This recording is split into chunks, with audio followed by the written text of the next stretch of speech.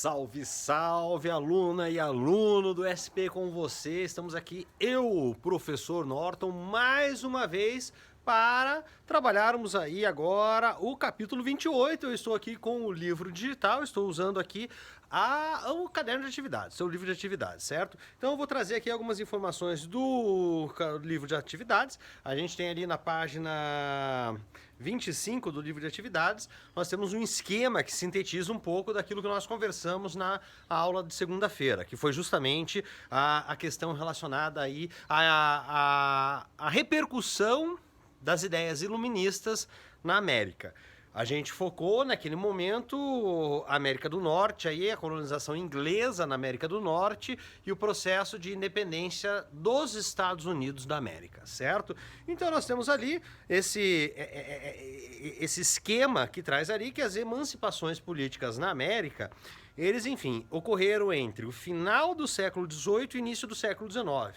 Então é justamente aí, a partir, tá, da ascensão das ideias iluministas, no final do século das luzes, e principalmente é importante considerar aí que a gente tem o quê? Nós temos aí um contexto revolucionário efervescente, não só na Europa, mas como nós estamos vendo nessas aulas agora, também na América, certo? Vale lembrar que no século XVII a gente teve todo um processo revolucionário na Inglaterra, que culminou então com o estabelecimento de uma monarquia constitucional parlamentarista na Inglaterra, e a gente já conversou também sobre a Revolução Francesa, mas vale destacar que os Estados Unidos alcançou a sua independência antes do acontecimento revolucionário francês, certo? Elas tiveram como contexto, qual era o contexto histórico, então, que permeou, que serve aí de panorama, de contexto para nós destacarmos? Primeiro, a gente tem uma crise do sistema colonial. Vale lembrar aí que a segunda metade do século XVIII é justamente aí o início do processo de industrialização na Inglaterra. Então, aquele modelo colonial de exploração econômica, ele começa, então, a ficar cada vez mais fatigado.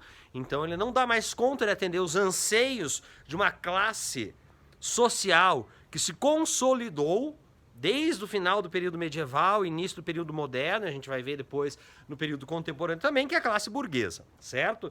Nós temos, então, a Revolução Industrial, paralelo a isso, está ali no esquema para vocês, o fortalecimento da burguesia e as ideias liberais da Revolução Francesa, tá? Mas a Revolução Francesa acontece em 1789, então é bom destacar que os Estados Unidos saem à frente, porque a independência dos Estados Unidos ocorre, tá? Ela é declarada em 1776, 4 de julho de 1776, então, só 1789 é que nós vamos ter, então, a Revolução Francesa acontecendo.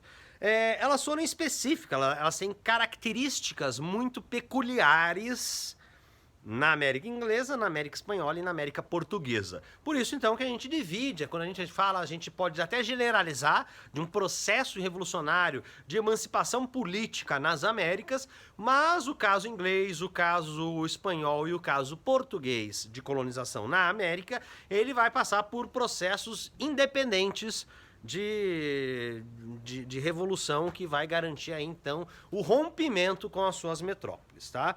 No caso da América Inglesa, nós temos algumas características, tá? Tem um quadro que sintetiza essas principais características bem abaixo ali da página 25, é o último quadro organizando essas informações. Então, a primeira característica é que foi a primeira colônia europeia na América que se tornou independente. Então isso aí é um destaque, certo? Vale lembrar, tá? Não é data para memorizar, mas você vai acabar se lembrando dessa data, 1776, 4 de julho. As 13 colônias, lembre do processo de ocupação territorial na América do Norte. As 13 colônias, colonização diferente da colonização ibérica. Quando a gente fala colonização ibérica, então a gente reúne nessa mesma denominação aí a colonização portuguesa e a colonização espanhola, tá? Nós temos uma preocupação com a educação que influenciou o desenvolvimento das colônias. Vale lembrar que grande parte dos colonos responsáveis pela colonização inglesa na América do Norte, eles vinham de uma tradição religiosa puritana, protestante. Isso vai, obviamente, marcar significativamente a característica da colonização, bem como o próprio levante dessa população rompendo com as amarras que os prendiam à metrópole Inglaterra, tá? Ele apresentou um desenvolvimento cultural e econômico, tá? Na Inglaterra. Lembrem que eu comentei com vocês que, no caso inglês, a metrópole acabou se distanciando bastante durante muito tempo. Então, durante um longo período, ela se distanciou do controle efetivo das colônias. Isso deu aos colonos, então, uma relativa liberdade, e isso fez com que, então, na hora que a metrópole resolveu cuidar mais de perto das suas colônias, esses colonos se levantassem, eles, enfim, se colocassem contrários a essa ação. Diferenças entre colônias do Norte e do Sul, que vão ocasionar uma guerra civil também, isso aí favorece. É complicado a gente simplesmente simplificar colonização sulista, colonização nortista e apresentar características bem diferentes. Enfim, o sul era escravocrata, as plantations, grandes propriedades de terra, o uso da mão de obra escrava, a produção voltada para a exportação. O norte já tinha manufaturas, trabalho assalariado e outras características. Enfim, também tinha trabalho assalariado no sul, também tinha escravo no norte. Assim, são características que a gente generaliza, mas que aspectos muito fortes dessa colonização, da escravização, principalmente das pessoas de origem africana, ela permanece existindo, e os fatos ocorridos recentemente aí, que vocês podem verificar nos noticiários, atestam, comprovam que isso daí permanece existindo aí nos Estados Unidos. Em algumas localidades mais, em outras menos, mas é algo que ainda existe, tá?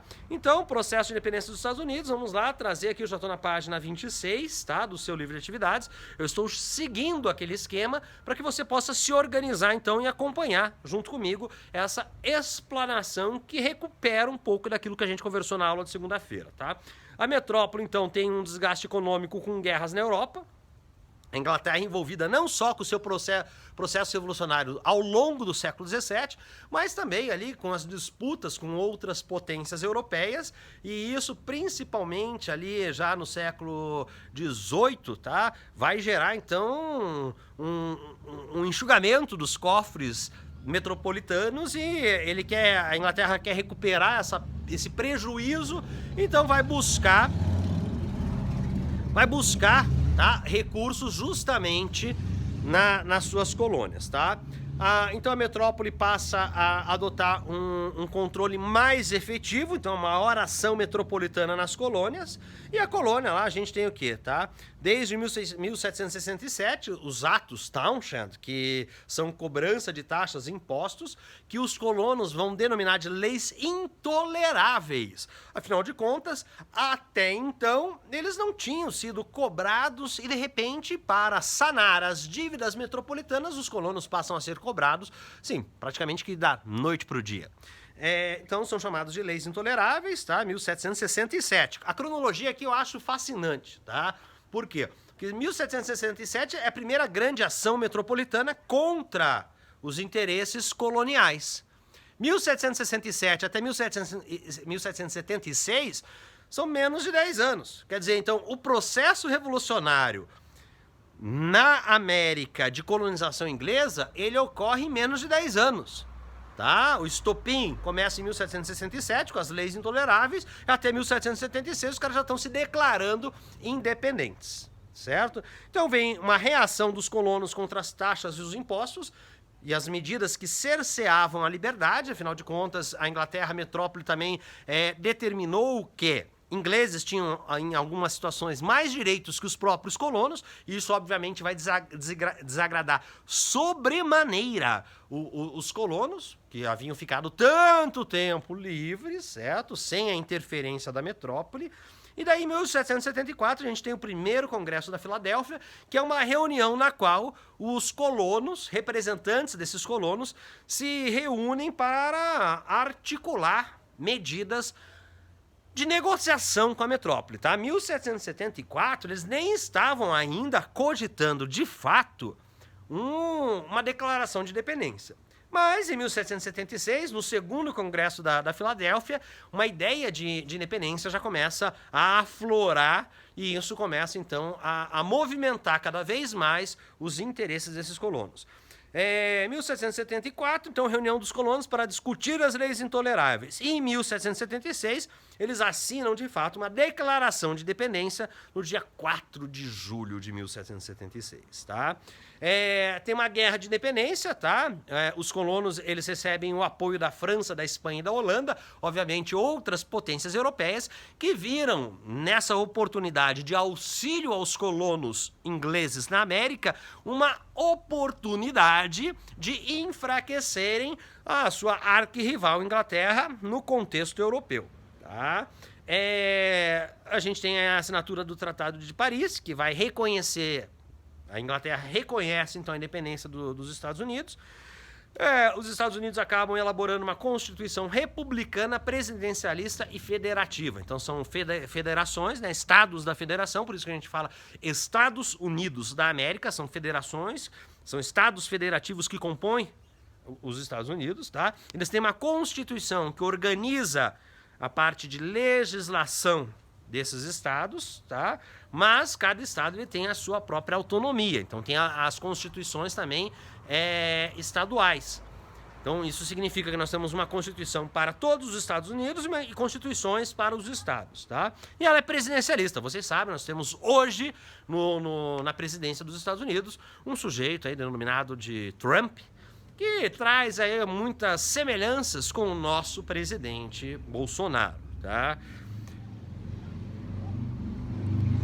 Uma das ideias que foi adotada nessa Constituição estadunidense é justamente a da tripartição das funções do poder, tá? Legislativo, executivo e judiciário separados, autônomos. Isso é a ideia do Montesquieu, lembre-se disso, tá? A gente falou disso quando tratou de iluminismo, de ideias iluministas. Então a gente tem esse cenário aí, tá? Eu parto agora para a resolução aí de algumas atividades. Eu escolhi atividades da página 9, tá? Eu começo pela atividade 1, vou ler o comando para vocês, acompanhe aí, página 29 do seu livro de atividades, exercício 1, e o comando diz assim: em 1776, as 13 colônias inglesas na América se declararam independentes da metrópole. Para esse fato, entre outras motivações, é possível destacar a afirmativa 1, a participação da Inglaterra na Guerra dos 7 Anos contra a França, pois, por conta dos vultuosos gastos de guerra, a metrópole inglesa buscou diminuir seus prejuízos econômicos, aumentando impostos e fiscalizando suas colônias na América. Verdadeiro! Falei sobre isso logo no início dessa retomada aí de informações, dessa revisão do conteúdo desse capítulo aí, certo? Vamos para a afirmativa 2. A 2 diz assim: as leis inglesas que prejudicaram os negócios dos colonos, entre elas a lei do açúcar, a lei do selo, a lei do chá, essa estabelecia que o chá era monopólio inglês através da Companhia das Índias Orientais. Verdadeiro, tá? E as leis intoleráveis, taxação do açúcar, do selo, do chá, enfim. Os colonos falaram: peraí, nunca fomos taxados, nunca cobraram sequer um imposto para o consumo, para o comércio desses produtos e de repente eles querem taxar tudo? De jeito nenhum, não queremos esse tipo de coisa aqui. E a afirmativa 3 diz assim: a reunião das lideranças coloniais, o primeiro congresso da Filadélfia, em 1774, para discutir justamente as leis intoleráveis. E então nós temos aí que as afirmativas 1, 2 e 3 são as afirmativas corretas, respondem corretamente este exercício. E eu parto agora para o exercício 2, que diz assim: a independência dos Estados Unidos ocorreu no dia 4 de julho de 1776, durante o segundo congresso Congresso da Filadélfia. Entre os principais fatores internos que geraram o rompimento com a Inglaterra, é possível assinalar, você vai ter que escolher uma alternativa entre as 5, A, B, C, D e E. Vamos lá. Vamos começar pela A, e eu vou fazer uma brincadeira aqui, vou A, E, B, D e C por último, tá? Então vamos lá. A concorrência comercial entre as colônias e a metrópole inglesa. Havia uma concorrência comercial? E o surto industrial das colônias do sul.